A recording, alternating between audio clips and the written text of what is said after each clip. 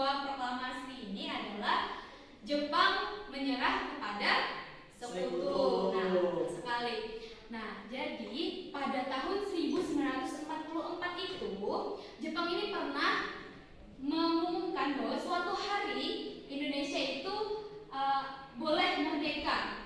Nah, terus kemudian pada saat itu Jepang ini mereka terdesak oleh sekutu karena kepulauan Saipan mereka itu udah direbutin sama sekutu. Nah, kemudian pada tahun 1945 itu Jepang ini membentuk dua badan, yaitu badan BPUPKI, dan BPKI. Ada yang tahu nggak nih kepanjangan dari dua badan ini? Ayo, siapa yang tahu? Oke. Kalau BPUPKI itu Badan Penyelidik Usaha-usaha Persiapan Kemerdekaan Indonesia. Kalau PPKI Panitia Persiapan Kemerdekaan Indonesia. Betul nggak teman-teman? Betul. Nah, jadi dua badan ini dibentuk oleh Jepang itu tujuannya adalah untuk menarik simpati rakyat Indonesia untuk membantu Jepang melawan sekutu. Namun pada saat itu naasnya nih, ternyata pada tahun 1945 itu Hiroshima dan Nagasaki itu dibom pada tanggal 6 Agustus dan 9 Agustus. Nah, buntut dari peristiwa itu akhirnya Jepang ini menjanjikan kemerdekaan Indonesia pada tanggal 24 Agustus 1945. Nah, namun sebelum dibacakannya teks proklamasi ini terjadi pro kontra antara golongan muda dan golongan tua. Betul sekali. Nah, terjadinya pro kontra ini itu karena golongan muda ini beranggapan seandainya nih kemerdekaan Indonesia itu sesuai prosedur oleh PPKI dan dilaksanakan pada tanggal 24 Agustus itu berarti kemerdekaan Indonesia ini oleh jasanya Jepang dong, bukan karena perjuangan bangsa sendiri. Jadi, nah karena pro kontra tersebut akhirnya golongan muda ini menculik Soekarno-Hatta. Ada yang tahu nggak peristiwa apa ketika menculikan tersebut? Peristiwa Rengas Dengklok. Betul sekali, peristiwa Rengas Dengklok.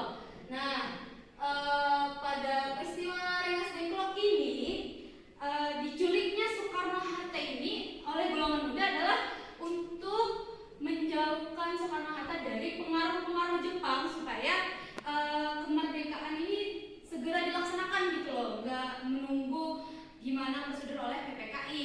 Nah, terus akhirnya dari peristiwa Rengas Dengklok ini Soekarno-Hatta akhirnya berubah pikiran dan menyetujui peristiwa pembacaan teks proklamasi itu disegerakan. Nah, kemudian setelah peristiwa Rengas Dengklok balik nih Jakarta kan. Nah, terus akhirnya setelah disahkan, setelah dibuktikan peristiwa proklamasi itu terjadi. Namun sebelum itu Ibu mau tanya nih, kayaknya udah pada tahu siapa sih tokoh yang mengetik naskah proklamasi? Ayo, siapa yang tahu? Ya, silakan. Yang mengetik naskah teks proklamasi tersebut adalah Sayuti Meliku. Bener nggak teman-teman? Benar. Ya, betul. Sayuti Melik. Nah, jadi beliau yang mengetik teks naskah proklamasi. Nah, setelah dirumuskan, setelah disahkan, akhirnya pada tanggal 17 Agustus 1945 dilaksanakan pembacaan teks proklamasi bertempat di mana? Ada yang tahu?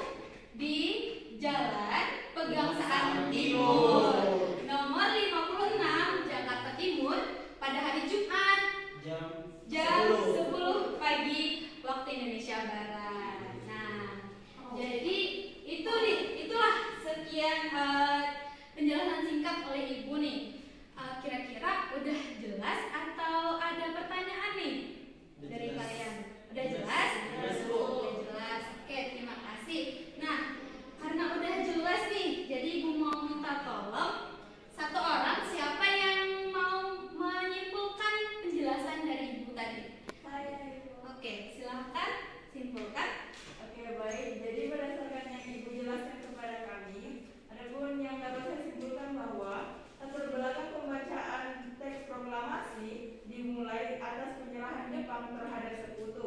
Nah, kemudian pada tahun 1945 dibentuklah BPUPKI, yaitu Badan Penyelidik Usaha-Usaha Persiapan Kemerdekaan Indonesia, dan juga BPKI, yaitu Panitia Persiapan Kemerdekaan Indonesia.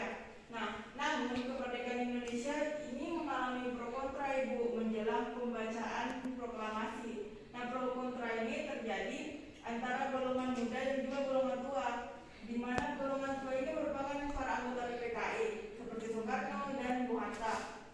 Lalu dari pro kontra tersebut terjadilah peristiwa Rengas Dengklok, di mana peristiwa Rengas Dengklok ini yaitu peristiwa diculiknya Soekarno dan Bung Hatta. Nah, dari penculikan ini Soekarno dan Bung Hatta ini mengalami perubahan pikiran terkait kemerdekaan Indonesia itu, di mana hasil dari perubahan pikiran tersebut proklamasi ini dibacakan dengan segera mungkin atas desakan dari para golongan muda. Nah, pada tanggal 17 Agustus 1945 di sanalah proklamasi kemerdekaan dilakukan di sebuah rumah yang berlokasi di Jalan Pegangsaan Timur nomor 56 Jakarta Timur pada pukul 10 waktu Indonesia Barat. Wah, lengkap sekali semuanya. Senang dong semuanya. Nah, jadi yang disimpulkan temannya tadi udah benar ya. Jadi ibu tambahkan sedikit nih, ingat ya. Latar belakang terjadinya peristiwa pembacaan teks proklamasi itu adalah karena menyerahnya Jepang terhadap sekutu. Nah, kemudian pada tahun 1944 itu Jepang pernah mengumumkan bahwa di kemudian hari Indonesia ini boleh merdeka. Dan kemudian pada tahun 1945 dibentuklah BPUPKI dan PPKI, yang mana tujuannya awalnya itu untuk menarik simpati rakyat Indonesia agar membantu Jepang nih melawan sekutu. Namun naasnya malah nggak sesuai nih. Pada tanggal 6 Agustus dan 9 Agustus Hiroshima dan Nagasaki dibom. Nah, kemudian sebelum terjadinya pembacaan teks proklamasi ini juga sempat menuai pro kontra antara golongan muda dan golongan tua karena perbedaan pendapat tadi, dan kemudian terjadi peristiwa Rengas Dengklok, yang mana peristiwa Rengas Dengklok ini akhirnya membuat Soekarno Hatta berubah pikiran dan menyetujui agar pembacaan teks proklamasi ini disegerakan, dan akhirnya pada tanggal 17 Agustus 1945 di Jalan Pegangsaan Timur nomor 56 Jakarta Timur, hari Jumat pukul 10 pagi WIB dilaksanakan pembacaan teks proklamasi oleh Soekarno. Nah, jadi seperti yang kalian tahu ya, perjuangan rakyat Indonesia ini untuk mencapai kemerdekaan itu nggak mudah, benar-benar butuh perjuangan yang keras. Jadi kita sebagai bangsa Indonesia dan kalian juga anak-anak ibu sebagai penerus bangsa Indonesia itu harus memaknai nih pentingnya peristiwa proklamasi kemerdekaan Indonesia ini. Nah, jadi berhubung kayaknya waktunya udah mau selesai ya, ibu mau minta tolong nih untuk minggu depan kalian ibu beri tugas bikin main mapping di kertas karton, dibikin sekreatif kalian lah gimana bagusnya. Nah, terus tugas ini individu bukan per kelompok, dikumpulkan minggu depan. Pembahasannya materinya itu tentang peristiwa proklamasi kemerdekaan Indonesia.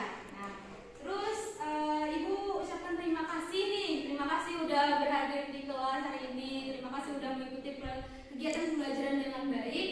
Jaga kesehatan biar kita bisa bertemu lagi nih minggu depan. Terima kasih ya. Oke. Nah, jadi sebelum pulang ibu minta tolong lagi ke ketua kelas untuk pimpin doa ya. Bu. Silakan. Baik teman-teman, sebelum kita pulang, mari kita membaca doa menurut kepercayaan masing-masing. Doa dimulai.